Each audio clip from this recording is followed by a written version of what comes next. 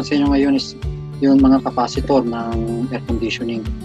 So, sa mga capacitor, meron ho tayong mga iba't ibang klase ng capacitor. So, meron ho tayong mga capacitor na nakikita sa mga iba't ibang klase ng appliances. Tulad po na siyempre, number 1, refrigeration. Meron yung sa mga industrial refrigeration. Sa aircon, tulad ng mga window type, meron din po yan, mga capacitor. Tapos yan sa mga electric fan, yung ginagamitan po ng mga makina o motor na kinakailangan po ng capacitor, yung mga motor ng mga po ng sewing machine, yung mga industrial sewing machine yan, may mga capacitor po yan, washing machine. Yung mga yan. Ang number 1 na pinakamaraming capacitor na ginagamit ay ang electronics, yung mga electronic board na makikita natin sa mga TV, radio. Yan, yung maliliit na capacitor. So sa refrigeration naman, meron tayong mga capacitor na kinakailangan ho ng compressor o ng fan motor. Tulad din po ng makina po ng washing machine. So ito hindi po sila nakakalayo sa makina ng washing machine. So pakiyano ko po sa inyo ang dalawang uri po ng capacitor o tatlong uri ng capacitor ng refrigeration. So binukod ko na po itong tatlo. Ginupo ko sila sa tatlo. Pero kung nakikita ko ninyo, ang tatlong to ay ang dual capacitor. Ito po yung dual capacitor na mahaba, bilog. Ito naman po yung dual capacitor na oval, medyo malaki siya. Ito naman po yung dual capacitor na maliit para sa mga maliliit na window type ng air conditioning. So, dual capacitor siya, ibig sabihin yan, dalawa po ang capacitor niya na nasa loob. Dalawa po yan. Isang compressor para sa capacitor o enherms, tapos yan, isang pan na capacitor para po sa pan motor. Ito po yung pan, dalawang ngipin, yung gitna yung puno, ito po yung arms. So, kung nyo napapansin na yun, meron ng nakahilip po sa taas. Tulad din po nito. So, may mga palatandaan naman po siya kung ilan po yung ngipin o nahati po sa tatlo. Sa bawat isang grupo, meron po siyang binibilang ng ngipin. Po yung arms, tatlo po yung ngipin. Yung common, 4, at yung pan ay 2. Tapos, ganun din po ito. So, sa ano naman, ito po yung run capacitor o pang-starting ng compressor. So, kung yung nakikita, dalawang grupo po ng pins na po niya. Yung isa, ito po yung para po sa starting. Ito naman po yung sa common.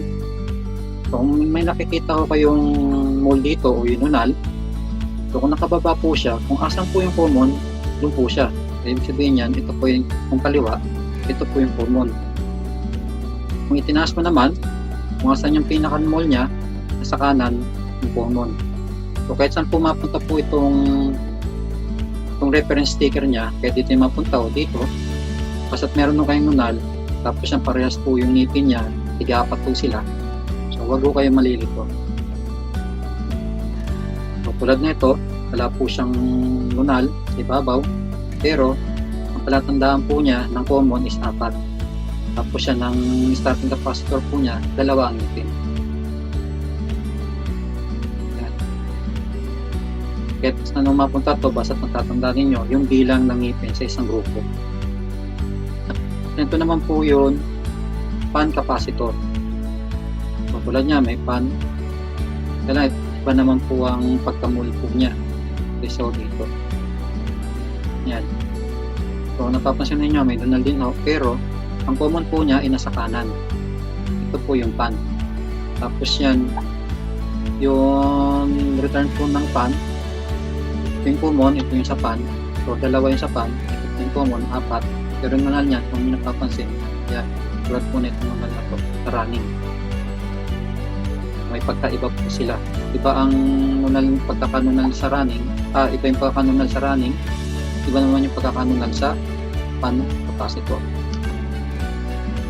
So, tulad nito, ito pan capacitor to. Yan, pero may nunal po siya doon. Kung yung napapansin, yan po yung nunal. Yan ang nunal. So, tulad po nito, kung itataas ko siya, so ang common po niya ay bandang kaliwa. Bandang kaliwa po siya. So, kung ibababa ko naman, nasa kanan yung common niya. So, tulad po nitong maliit na to, wala po siya ritong reference number, pero nasa ilalim po siya. So, lahat po ng fan ay meron pong microfarad. So, maabot po ang microfarad po ng fan hanggang 10 microfarad. Ito naman po yun, isang capacitor na plastic. So, kahit plastic yan, ayan. So, ito pwede itong baliktaran. Kung saan yung common dito, kung saan mo na nilagay yung common, doon mo na siya ilagay. Tapos yan, doon na yung fan. So, yan po ang mga uri ng capacitor. Ito pa po yung mga capacitor na makikita po ninyo sa electronics, yung nasa mga inverter. Iba pa po yun. May mga capacitor na makikita ko kayo ron, kulay pula, minsan blue, minsan itim, na may nakalagay ho na signs na negative and positive. So, ito naman po yung reference sticker niya o reference na tatak ng isang capacitor. So, ito po yung microfarad niya. Ito po yung tinatawag na yung kabila, ito yung dual. Itong numbers na to, ito po ang compressor rating. Tapos yan, yung isa naman is fan rating. Yan yung 7, fan rating, compressor rating. Kasi nito naman po ang tolerance o yung taas-baba, yung lakas ng capacitor. Kasi ang capacitor po, siya po yung storage ng enerhiya ng kuryente. Tapos yan, ilalabas po niya yung enerhiya papunta po ng compressor o motor. So yun po yung 450 back as in 400 volts ampere current. Siya naman po yung minimum voltage. Minimum voltage siya kasi ito naman 50 / 60, yan po yung hertz niya, yung hertz. Ayan po. So, inano ko lang po, ito po capacitor, ito po yung storage po ng enerhiya ng compressor. Kasi dito ko kukuha ng tamang enerhiya ang compressor. Ito, sasalo po ito ng enerhiya naman mula dun sa power line ng bahay o ng Meralco. So, pagka sinalo niya yon, siya naman ang release niya. Tapos yan, itong tolerance, siya po yun magbabawas at magdadagdag kung ilang tolerance ang pwedeng pumasok sa isang compressor. Kung ilan. So, siya po yung may trabaho. Kasi ito po is compressor rating lamang. Itong dalawang to. Tulad po nito, compressor rating lamang po yan. Ang tolerance, ito po yung magbibigay kung ilan yung dapat ibigay doon sa compressor o fan tolerance. Ito naman ito po ang terminal type. Terminal type po ito. So ito po yung common, fan, saka herms o starting. Yan. Sa compressor, pagka compressor, di ba, meron tayong common, starting, running. So dito magkasama po yung common sa running ng compressor. Tapos yan, isang enerhiya papuntang outlet o dun sa papuntang Meralco.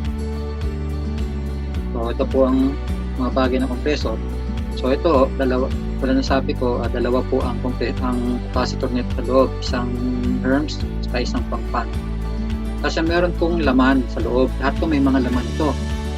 Ang laman nito is meron pong insulator plastic, may insulated, non-insulated liquid, meron din po sa loob. Kasi kaya siya meron plastic insulated kasi ito, ang casing na to is metal. So kailangan na meron tong insulated plastic. Saka meron din tong cooling device na sinasabi ko na liquid. insulated liquid na device, yung tubig na liquid para mag-pull yung capacitor ng sa loob niya habang gumagana siya. So yan po ang mga capacitor na yan. So ang susunod naman po kung paano naman po ito check-in, kung paano po ang pag-check nito sa pamamagitan po ng analog sticker, analog tester. Kung paano po mag-check ng analog tester. So paano pa mag-check ng capacitor na gamit ang analog. So papakita ko po sa inyo kung paano, pero i-demo ko muna sa inyo o isusulat kung ano ang dapat, kung ano ang mangyayari. So ito ang tester. Yan, ito ang capacitor. Palisin po natin ito. So ito ang capacitor. So sa capacitor meron nun dalawa. May dalawang pins po siya. So tetesin natin yung capacitor, pero bago natin tesin dapat ninyo malaman kung ano yung tawag talaga rito sa mga pins na to. So sa capacitor, low of capacitor, meron tayong tinatawag na anode and cathode. So sa anode and cathode, so ano rito yung anode and cathode? Yung tinatawag lang kasi natin dito, lalo na sa running capacitor o kaya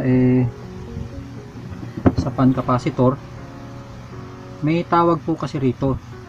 Yung tinawag ko nga kanina na anode and cathode. So ano ang anode and cathode yan? So ang anode is common, yung cathode siya po yun starting capacitor, starting side, kasi ito naman yung common side. So pagka dual, automatic ang anode mo ay yun, apat ang pin, yung common. So itong dalawa ang magiging cathode. So same lang din dun sa pan capacitor din, na meron nung anode and cathode, o kaya anode or cathode. Kasi itong itim na to, pwede yung siyang pambaliktaran vice versa. Yung napapansin, wala naman no siyang pero mas pinakamaganda niyan kasi ang common kasi nito dito sa bandang kanan. So ito yung anode niya, ito yung cathode. So kung yung tulad po kasi nitong to, itong butas na to, yan kung asan yung butas ito, dapat nandun, kaya lang ito baliktad.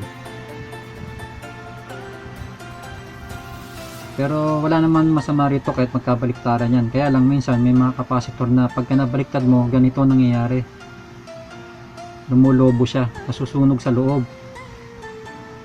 So may liquid din ito sa loob na tinakpan lang nito. So paano ba i-test ang isang capacitor? So mayroon lang tayong i-demo ng konti tungkol sa pag-test ng capacitor. So bago natin testin to, pupunta muna tayo sa basic na sulatan. Basic. So pagka magte-test ka, halimbawa ito yung, hindi talaga halimbawa, kundi ito yung range mo, ito yung reading range mo. So ayun yung arrow mo, gagalaw yan, papunta yan doon. So pag tinest mo yung capacitor, papalo siya, kasi ito kasi is analog. So wala tayong capacitance for checking or capacitor checking. So meron tayong resistance volt, meron tayong DC volt, meron na tayong DCMA o yung ampere, milliampere, saka current volt o DC current volt, DC current volt, DC volt, di current o current nga, direct current yan, direct current, saka direct current milliampere yan, saka alternating current volt, saka resistance.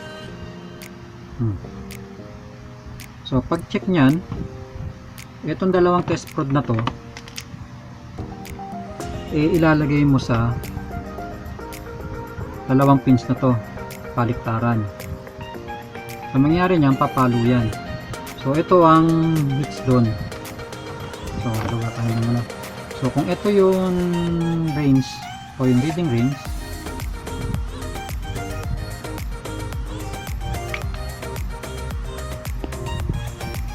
so ito muna, balik tayo sa basic writing natin. So pagka magte-test ka yung range mo, itong range yan, so sabihin natin ito yung range, tapos yan po yung reading. So ang mangyayari nyan, pagka tinest mo yung capacitor, dapat ito papalo yan papunta dun hanggang dito sa 0. Kung good capacitor ang yung tinest, papalo siya ng mabilis, tapos siyang babalik naman siya ng mabilis, babalik. So ibig sabihin yan good capacitor. Ngayon, kung ang capacitor mo naman medyo may diferensya o luma na, ang mangyayari naman, balik sa range, ito yung ano mo, ulit ang reading mo, papalo siya papunta doon, ito naman yung bad, papalo siya dyan, pagpalo niya, maaaring bumalik siya mabagal siya, pagpalo, mabagal, tapos siya bigla na lang hihinto dito. Pag guminto siya dyan, o kahit sa gitna, at hindi na gumana, ibig sabihin yan, hindi na siya good. Not good. O kaya, leak. Stop. So, yan po ang pag-test po dyan sa pamamagitan po ng ating tester na analog. Meron naman din po yung pag tinest mo, itin natin, ulit ang range mo, pumalo siya, pumunta ron, hanggang dito sa 0, tapos siyang bumalik siya, ang bagal, sobrang bagal, balik, sobrang bagal, bago bumalik, tapos siya hanggang dito lang siya, hanggang dyan lang. So pagka ganyan na nangyari, hanggang dyan lang yan, kung ang tulad nito, kung ang microfarad mo o yung tinatawag na compressor rating mo sa running, ito, yung 35 mo na microfarad ay maaaring laging ano na lang to, maaaring laging 30 o kaya 28 microfarad. So ibig sabihin yan, pwede pa. Ang problema lang medyo hindi na po siya tatagal na panahon. So, okay pa naman siya, tutusin. Okay pa naman yan. So, based yan doon sa aking mga nakikita o natitest, experience na rin po. So, yun. So, meron tayong mga dapat i-check. So, paano? So, umpisa natin checkin o gamitin yung tester na to sa mga capacitor. Pero ano bang mga tester na dapat natin gamitin pagka mag-check ng capacitor? So, pwede ko sa inyo ipakilala yung mga tester na dapat gamitin. Kung ano yung dapat gamitin na capacitor. So, ano yung mga tester na dapat natin gamitin? Siyempre, na-introduce ko na sa inyo si analog na tester. So, ayan po yung analog na tester. Kung yung nakikita, tulad na sabi ko, meron mo itong paraw sa resistance, alternating current voltage, direct current voltage, saka direct current ammeter. So, ayan po siya. Kasi meron ng mga adjustment. Ito po yung manual. Kaya tinatawag siyang analog as manual tester. So, meron din tayong digital tester.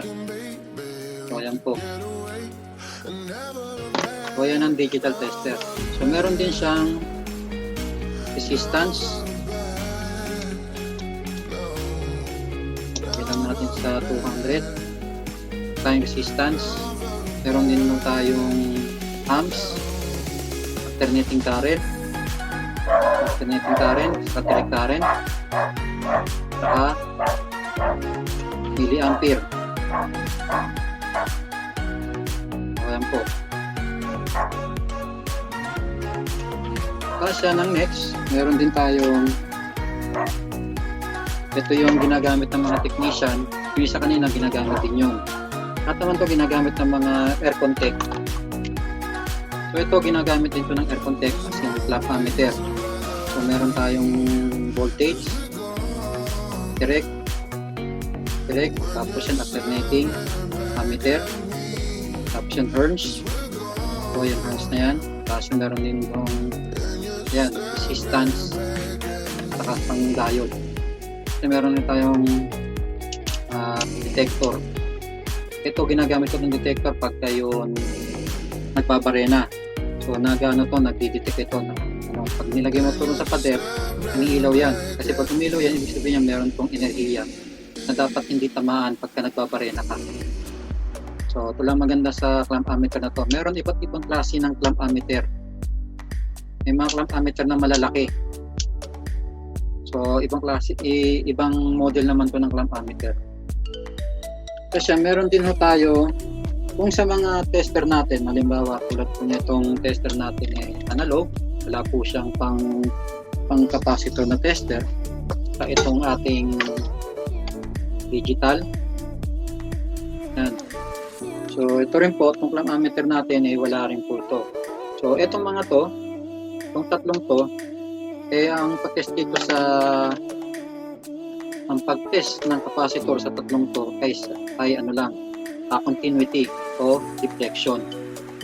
So hindi tulad nitong isang tester na to ay pang capacitor testing talaga. Yan. Ito po.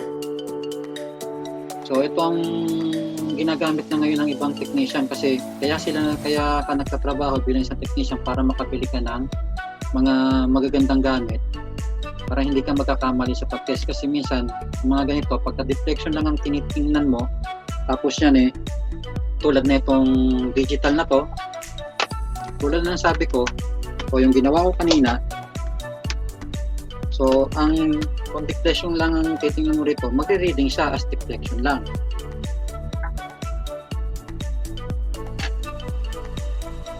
As deflection lang, magre-reading talaga siya as deflection. Wala siyang deflection, so iano lang natin ng pataas.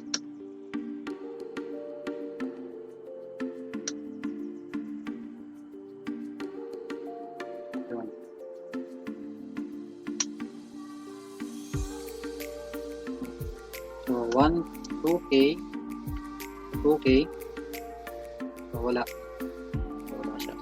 So 20K siya. So sa pag-test, huwag kang magte-test kagad ng napakataas na reading sa tester, lalo na dito. Huwag kang magte-test. Mag-uumpisa ka muna sa pinakamababa. So, yun yung standard way ng pagte-test. Mag-uumpisa ka muna sa mababa bago sa pataas ng pataas. So, ito. So, balik na rin lang natin to. So, titingnan natin yung deflection niya. Yung sabi ko, deflection ang tinitingnan natin dyan. So, 20. Ayun. So, 5. So, taas natin. Konti. So, 30. May nakita natin. So, sa 200K, dapat makita natin na 30. 32. So, yun. Deflection yun. Pero pagka tinignan naman natin dun sa standard na tester, tulad nito, so ang deflection niya, tulad ng nasabi ko, yung drawing ko kanina, ito. So ilalagay lang natin sa 100 times 100. So yun, pumalo siya. So para makita natin good siya, i-clear na natin 1K. So hindi mo kasi siya pwedeng gawing yun, diba? Kailangan pa unti-unti, isa-isa lang, kasi pag hindi mo ginawa yung ganon, maaaring yung tester mo ay masira ka agad. Pag binigla mo, lalo na capacitor yan. Kahit wala siyang energy, kahit na-energize na siya, maaari pa rin masira ang iyong capacitor, ang iyong tester. Tingnan natin, tulad ng i-drawing ko kanina na tinemo. So, test natin kung ano mangyari. So, pumalo, bumalik na mabilis. Hanggang nag-zero. Baliktad, pumalo, bumalik na mabilis. Hanggang nag-zero. So, yun lang po. Pag huminto siya ron sa gitna, sigurado ang capacitor mo ay dig. So, tingnan natin, hanap tayo rito ng capacitor na meron diferensya. So, ito, 3 microfarad. So, i-test natin. Testin natin. So, yun. So, ang sinasabi rito is 10,000. Medyo mataas na siya. 1K. Yun. So, kung itataas pa natin, hindi na dapat. So, hindi na siya pumalo ng sagad, hindi ba? Yun ang isa. Pag hindi siya pumalo ng sagad sa una, may diferensya na siya. Yun, pumalo pa siya ng sagad at bumalik. Medyo lumalaban. Lang siguro ang medyo malikot lang. So, titingnan natin po sa digital. Kung okay pa siya. Sa digital naman ng capacitor. So, titingnan natin. So, i-set up na natin siya ng 20 microfarad. Ilagay lang po natin sa ito yung common. Ito yung pan. Pag hindi pumalo, natin ulit. O yan, 2.9. So, okay pa siya. So, meron siyang 3.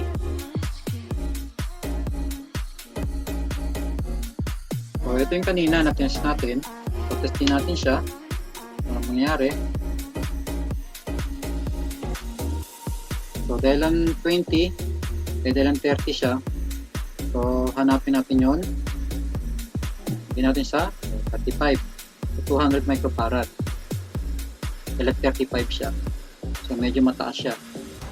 Di tulad na ito is nasa 3 lang. So, katumbas niya is 20. Ito naman, nasa 200 na siya. Kaya nag-35. Kaya 35 siya. Try natin. So, ito pong gagawin po natin. So, bago tayo mag-test o gumamit ng mga tester, o bago natin i-test ang ating capacitor, halimbawa ito tinanggal po ninyo sa unit. Tinanggal nyo na sa unit. Yung unit running. Natin nyo yung breaker for safety. Siyempre, yung unit ng aircon gumagana. For safety po, papatayin niyo yung breaker ng unit ng aircon. So, para ma-check nyo yung capacitor, tatanggalin nyo po ito doon. Diba? Tatanggalin nyo po dun sa unit, dun sa condenser area, dun sa outdoor. So, pagka yan tinanggal ninyo, bago nyo testin ng inyong tester, o kahit anong klaseng tester, ang una po ninyong gagawin, i-shorted po muna mula ron sa cathode, saka anode, o common, terms, saka pan. Kung dual yung tinanggal ninyo. So, gagawin nyo lang, bago nyo yan, i-shorted po ninyo muna, i-discharge. Okay? Yung dalawa, discharge. Itong dalawang to, wala naman tong kaugnayan ito lang Itong dalawang to may kaugnayan sa common, pero itong harms sa katumpan, wala po itong kaugnayan. Magkahiwalay po sila. Pero iisa lang ang kanilang pinupuntahan, kundi sa common. So, discharge lang po yan bago nyo testerin. Lalo na itong itong running capacitor. So, i-discharge lang po. Okay? Bago nyo testerin. Pagka na-discharge na, saka nyo naman ngayon gamitan ng tester o kahit anong klaseng tester. Pwedeng capacitor tester kung meron kayo, o kaya yung sinasabi kong analog tester. O kaya digital na tester. Pwede naman po yun. So, ito lang ang masasabi ko. Huwag lang po kayo aasa po sa mga digital tester na inyo pong gagamitin. Mga tulad nito, alam ba, baguhan ka pa lang, gumagamit ka na nito. Ang lagi kong sinasabi sa mga estudyante ko, bago kayo gumamit ng isang digital tester, dapat alam nyo yung gamitin yung analog. Ito. So mag-analog ka muna kasi ito ang unang pinag-aralan lahat ng mga dating technician bago kami nakahawak ng digital. Kasi ang digital madali lang eh. Andiyan kaagad yung numero eh. Diba? Andiyan kaagad yung numbers eh. Naka-numbers kaagad eh. Ito, talagang babasahin mo ng maigi to. So magbabasa ka niyan. Kung ano yung mga guhit na yan. So kung sino man technician ang hindi nagdaan dito at pinabasa to sa kanya, baka matawa na lang siya. Kasi ang inaasahan niya ay mga ganitong tester. Yung mga modern na. Kahit na magkaroon pa ng modernong mga tester, mga tulad nito, ay hindi po ito mawawala. Hindi mawawala ito kahit kailan. Kasi kung sa Japan, ito pa rin ang kanilang inaasahan. Hindi sila masyadong umaasa rito. Oh, sabihin natin maraming gumagamit na nito ron. Kahit sa ibang bansa, marami nang gumagamit niyan dahil mas maganda nga namang gamitin. Pero pagdating sa mga basic, mas maganda pa rin to. Kaya ang mapapayo ko lang po sa inyo, huwag lang ho kayo magdadala ng digital tester, hindi ko naman yan pinapano.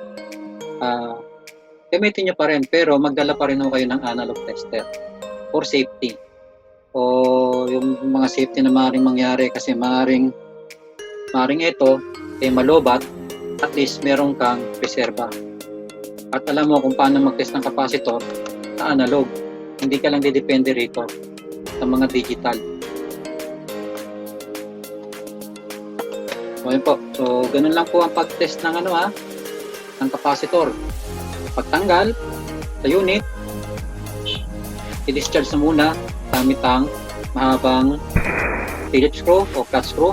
Huwag nyo hahawakan yung metal kasi delikado ba? Baka yan ang ikamatay ninyo. Kasi ang capacitor po, malakas po ang enerhiya niya na pumasok po dyan. So, pinasukan na po ng 350 o 250 volts. Tapos yan ang volts na kinuha niya is 450. So, ganyan kataas ang voltahe pumasok sa capacitor. Na yan din yung kataas pagka ito nahawakan mo, baka hindi ka na makagalaw. Kasi ito, hindi bibitaw sa ito.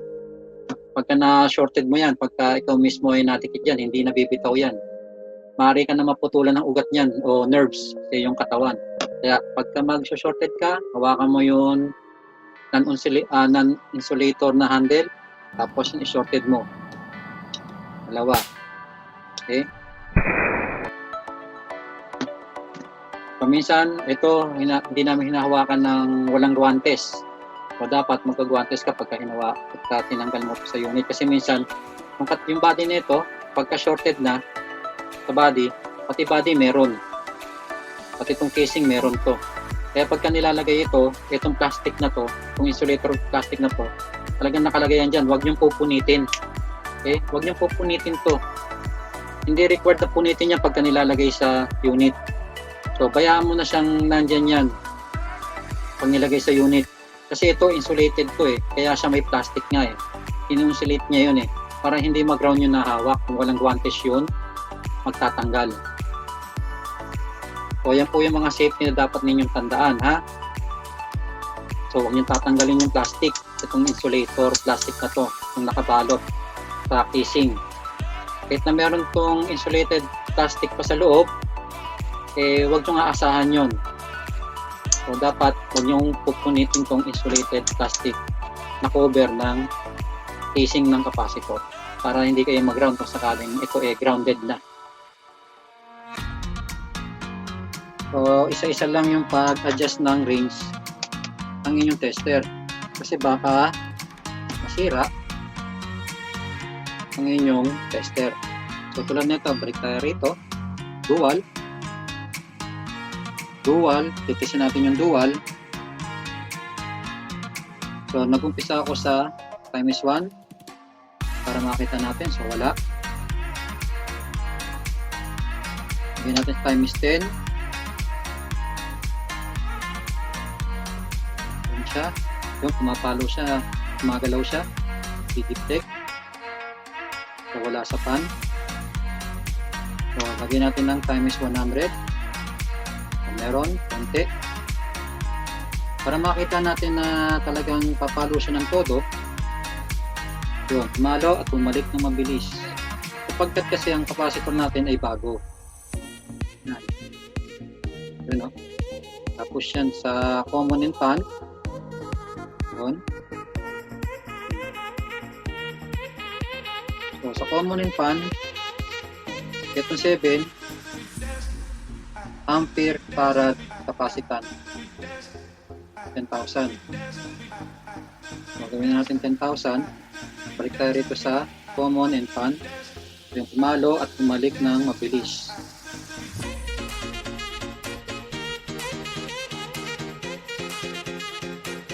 Ibig na kagad. Ayan. Bilis ulit.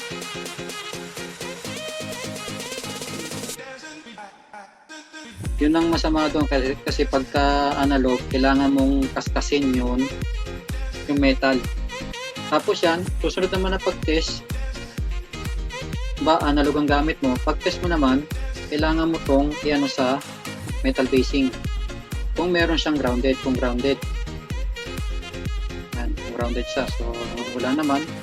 So, ito, dalang bago to. Yan natin dito, kasi natin.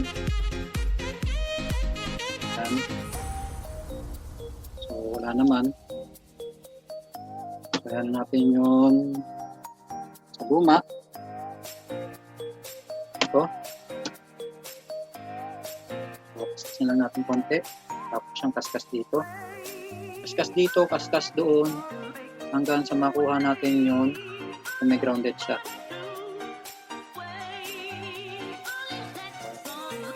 So sa luma, ito yung common, ito yung herms. So, checkin natin. So, nasa 10K siya. Kaya, mabagal ang pagbalik. Oh. Mabilis ang pagangat, pero mabagal ang pagbalik. So, checkin naman din natin yung pan. So, hanggang lang siya. Pero 10K na yan. So, mabilis. Yan ang napaliktad natin. Mabilis siya. So ito maaaring okay pa to. Maaaring okay pa yan.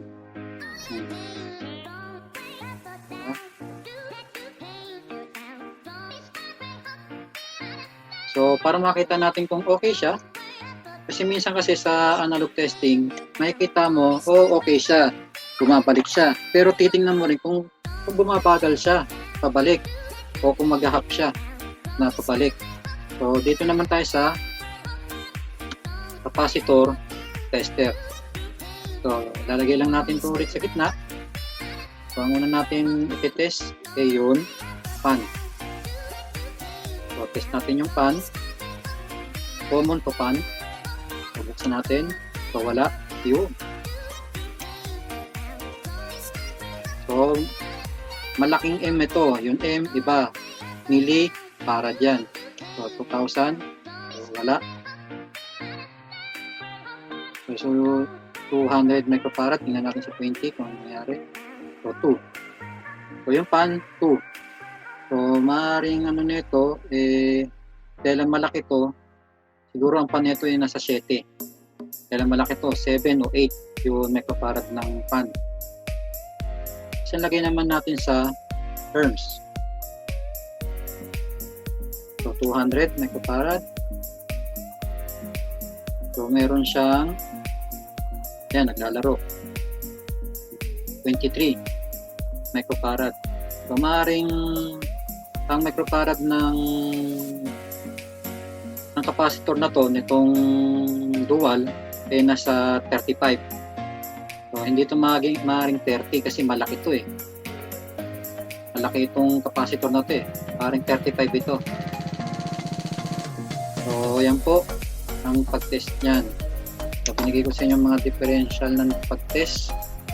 So, tulad din po nito, papalitan po natin to. So, balik po tayo rito sa dual. Ito naman po yun. Ito naman po yun ammeter. So, lagay lang po natin sa resistance. So, hindi naman siya pwede rin sa alternating voltage o direct voltage o dun sa ampere o dun sa Celsius. So, meron kasi itong pan-test ng lamig.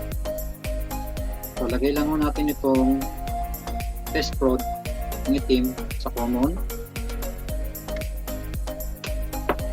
Tapos, yung tingnan po natin kung magkukuroon ng detection. So, mabilis lang po ito. So, manahin mo natin ang ngayon lang po natin ang terms. So, tingnan natin. So, wala. So, sa pan, wala.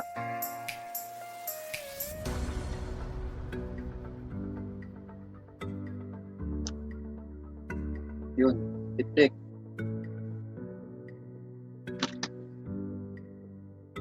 So, pan and common. Pakitingin lang, mabilisan ng mata. Wala. Wala.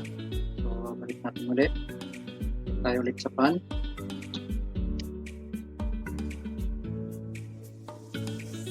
Flash terms. So, detection. Tingnan natin to. So, wala. So, yan ang magiging problema niyan pagka ganun.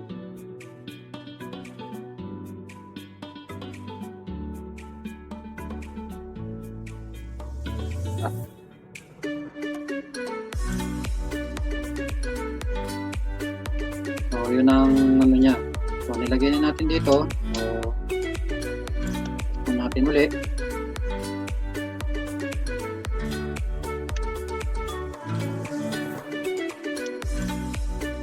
So, ang meron lang defect ay yun, common, saka norms. Pero pagdating sa pan ay wala. Karin po natin to. So, meron. Terms in common, meron. Pagdating sa pan, sa common, eh wala. Eh wala rin. So, makikita natin. So, huwag nyo sabihin na ito eh sira. Okay? So, tingnan natin sa ating capacitor reading o capacitor tester. So, meron tayong 30 plus 7. So, tingnan natin. So, patayin na muna bago natin ilagay. So, meron tayong common. Tapos yan yung herms. So, tingnan natin. So, 30 siya, di ba? So, umpisa natin dito. So, may reading siya sa milli. Yan. So, 30. 2,000. 30 pa lang yan. Eh, 30 yan, dapat nasa 200. Ayan, 30. So, kung lalagay naman natin sa 20 microfarad, yan ang lalabas. So, nasa 200 microfarad siya. So, yung common, akin herms is 30 microfarad per 3. So, ito naman. So, kanina, clamp ammeter tester, eh, hindi siya nagde-detect yung common sa yung pan. Diba? So, tingnan natin ngayon. So, i-set up na natin sa 20 microfarad na. Lumabas po siya as 7.0.7 microfarad. Nakalagay po rito is 30 plus 7 microfarad. Samantalang dun sa isa, dito po sa clamp ammeter na sinubukan po natin ay hindi po siya gumana. So, yun ang diferensya. Maaaring sira yung clamp ammeter ko. Di ba? So, bibili tayo ng bago. Yun lang. So, hindi naman sira ito. So, good naman ito. Hindi naman ito bumagsak eh. Matagal ko nang ginagamit to for pagka nagbabarena kasi ito, eh, may detector kasi ito eh. Ito, may detector kasi ito. So, wala tayong maanohan dito na enerhiya para makita ko. Para makita po ninyo. So, yun po.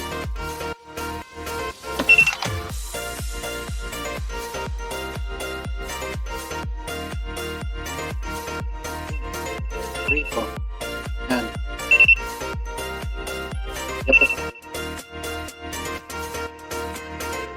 Sabihin yan tayong kuryente. Yun. May enerhiya po tayo rito kasi meron mo kasi akong cord dito sa ilalim eh. Dito sa ilalim. Yan po yung dalawang test probe. Wala.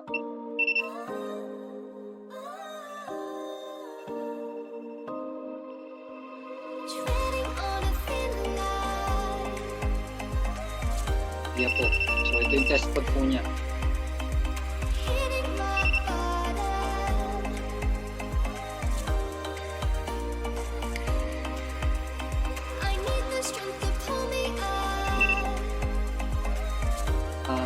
Ano rin to? Ghost detector din to. Technique ng grupo. Joke lang. So next. Bang next. So ito naman, kung yung nakikita medyo bold na siya, putok na. So may mga capacitor na pumuputok na, yung minsan itong ibabaw, ang mga ibabaw na to lumulobo po yung mga ibabaw na yan, ito, saka yung ilalim, lumulobo. Siya minsan napukuro ng leak dito sa gilid. Lumalabas na yung liquid niya, yung insulator liquid niya lumalabas na.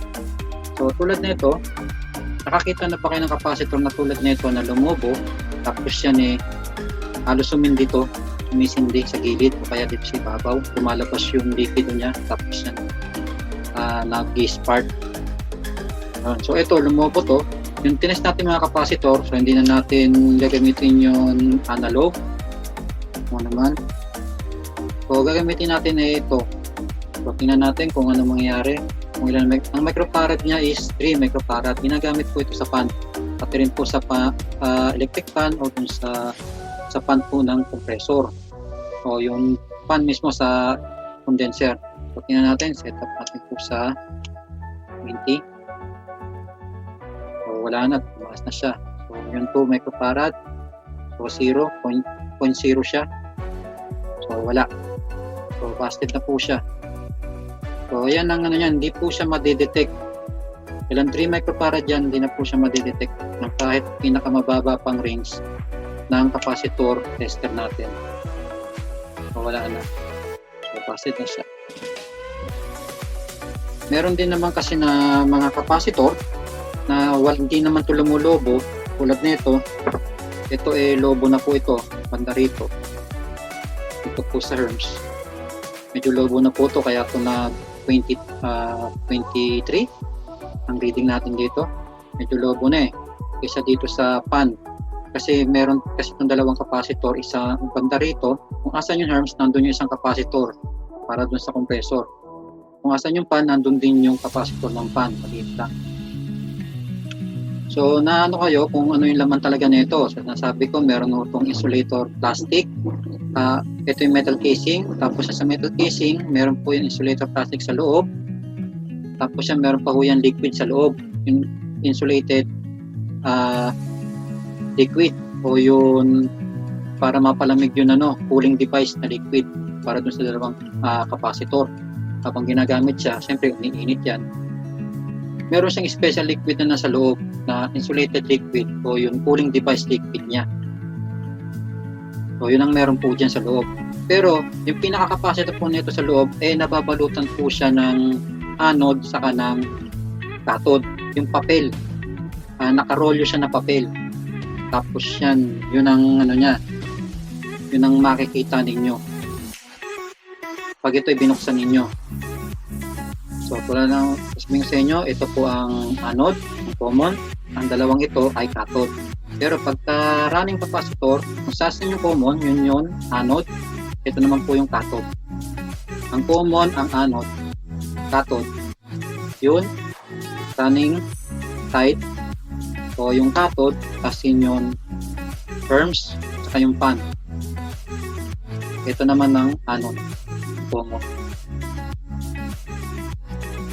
So ayan po yun, ng capacitor.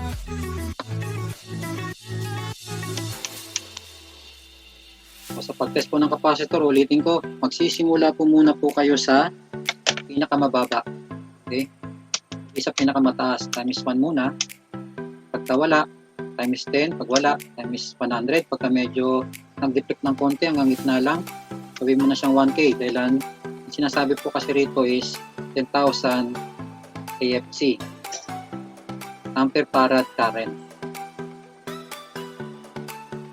Ito po. 10,000 AFC, ampere farad current. So, yan lang yung pagkakaunawa ko dyan, ha? Kung may ibig pang sabihin na iba yan, pakilagay na lang po sa baba. Okay? Para malaman din po ng iba. So, inulit ko, ito po yung reference po ng capacitor. Yan ang buong reference po niya. So, alam niyo na ito kung anong ibig sabihin po ng mga ito. Diba? So, ayan po.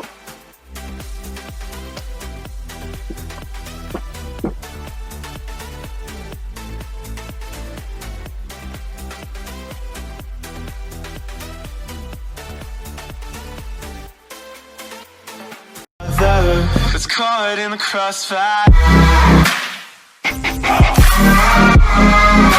It's caught in the crossfire.